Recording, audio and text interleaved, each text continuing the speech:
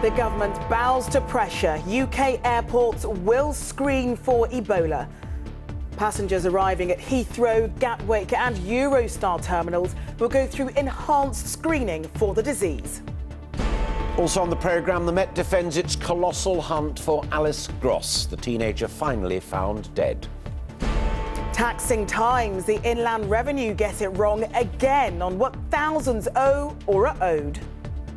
And ID plates for bicycles, a police commissioner's plan to curb bad behaviour on two wheels.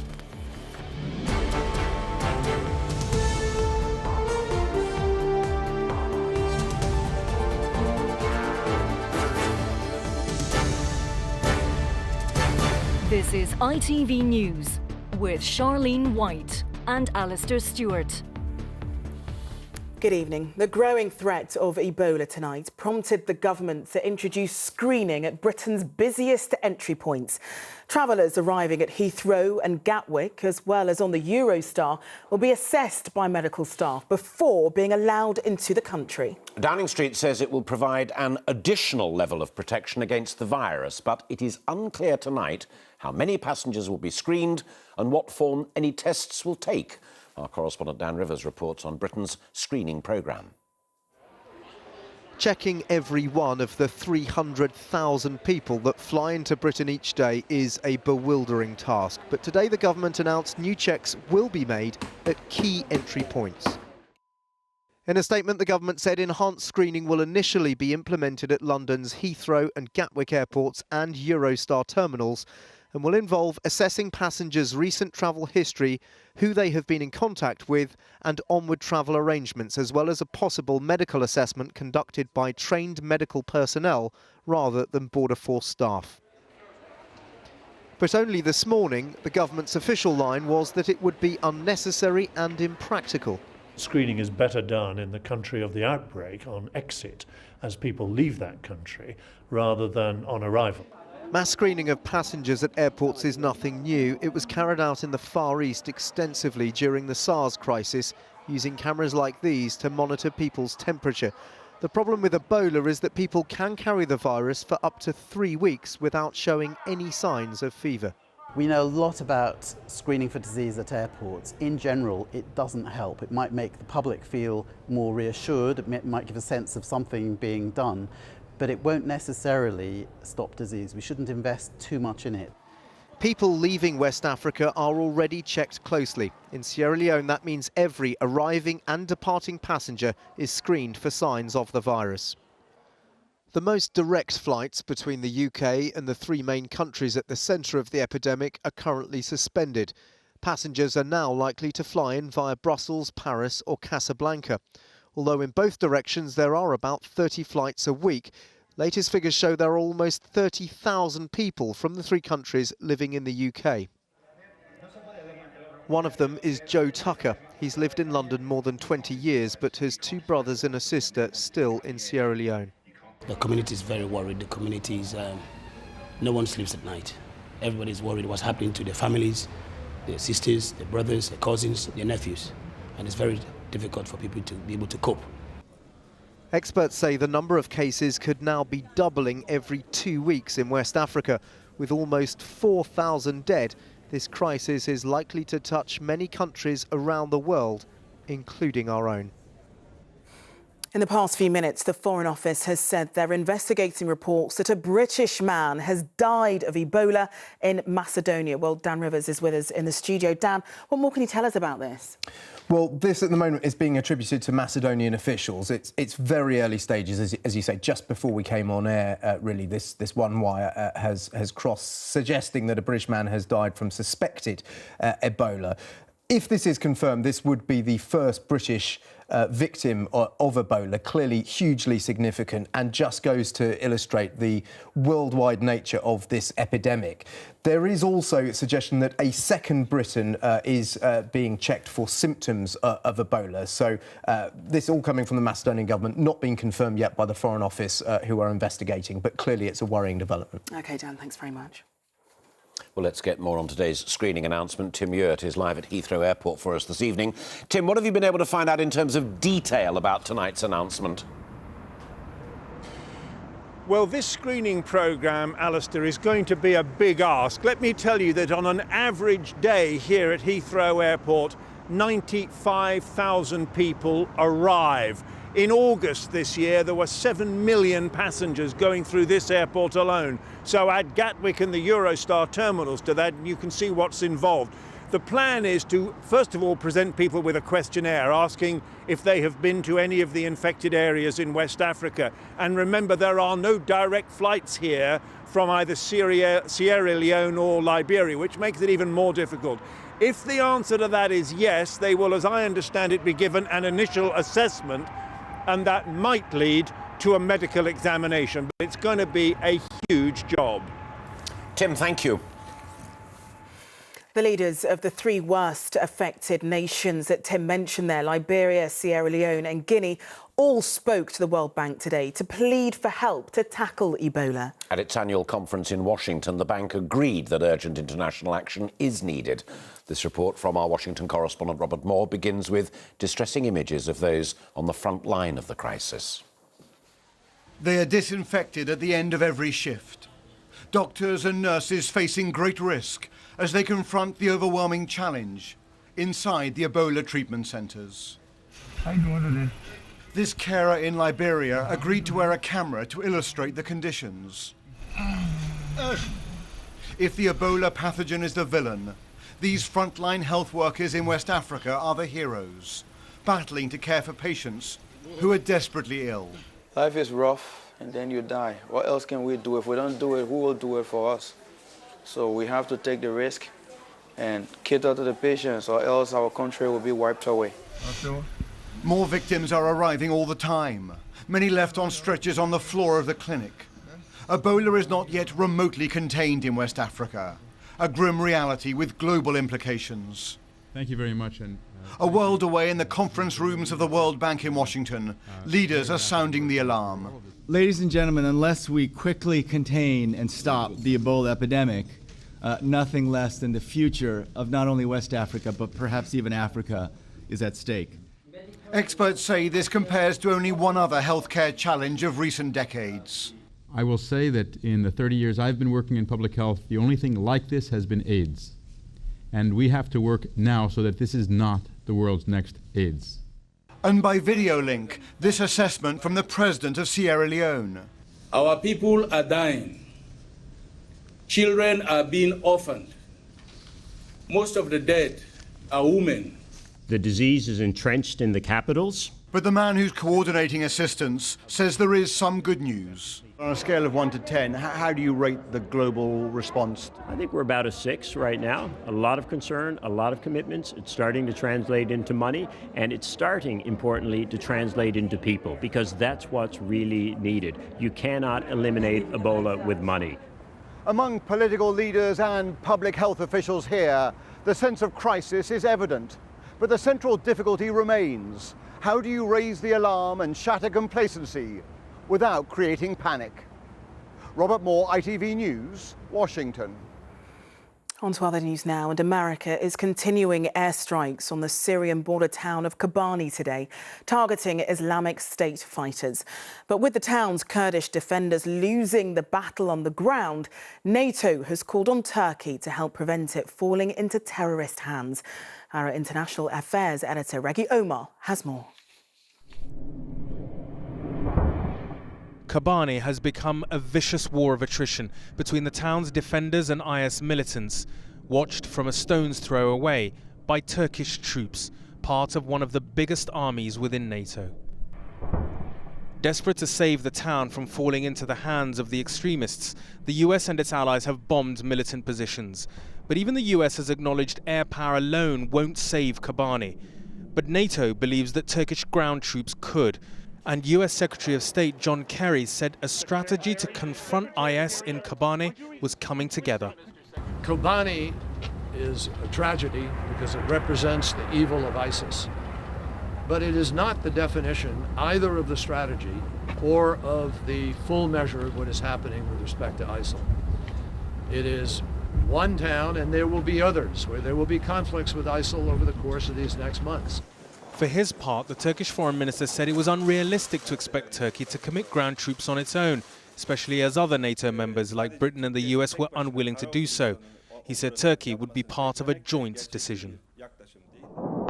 Turkey is facing pressure from multiple points, not just from its international partners, but by the knowledge that IS militants are on the offensive right on its border, and also pressure from within, with demonstrations inside the country against the government's reluctance to directly join the fight to save Kobani. Raghi Omar, ITV News. Anti-terror police have been given 5 more days to question 4 men suspected of plotting attacks on the United Kingdom, as more details about them have come to light. ITV News believes that one of the suspects to be 21-year-old Gusai Abu Zaid, former pupil at Westminster City School. He is being held along with Tariq Hussain, a medical student from West London. All 4 remain in custody. The deputy head of the Metropolitan Police today defended his force's handling of the Alice Gross murder investigation. Officers were criticised for apparent delays in finding the bodies of both the schoolgirl and the man they suspect of killing her. Craig Mackay told MPs it is a colossal inquiry, as Paul Davis now reports. It is a colossal investigation. There were 17 other police forces working with us. It was the biggest police operation in the capital since the 7/7 bombings. Yet police commanders know they still face criticism that they didn't do enough. It took more than a month to find the body of Alice Gross in the water close to where she was last seen alive. That should not be interpreted as a failure, according to this police chief. Ideally, yes, you'd always hope you can find things quicker, but sadly, history tells us when you do this, whether you look at the tragic events in Dyfed Powys with April, all the way through to Millie Dowler in Surrey and those sorts of things, searches of this nature, if you do them properly and thoroughly, sadly take an awful long time. Questioned by the capital's police committee, the deputy commissioner said he was aware that in the early stages of their search for Alice, some information hadn't been shared with the public. The possible link with Arnis Zalkans, the man seen following her on the towpath. There may be operational reasons for this, he suggested. If you're sitting there as the senior investigating officer, there are things you do not want to put in the public domain. There are things that only you know and the person who may or may not have committed the offence knows. And you do not want to put those out there. Arnis Zalkans remains the prime suspect in the murder of Alice Gross. He was found hanged in woods a short distance from where Alice's body was recovered. The police investigation, now the subject of 3 internal reviews, is still active, the local authority was told. There's likely to be another 2 weeks of searching before it reaches its conclusion. Paul Davis, ITV News. Still to come, why thousands of us may have been given wrong information about the tax we've paid. And the new proposals targeting cyclists who overstep the mark. We'll have the full story after the break.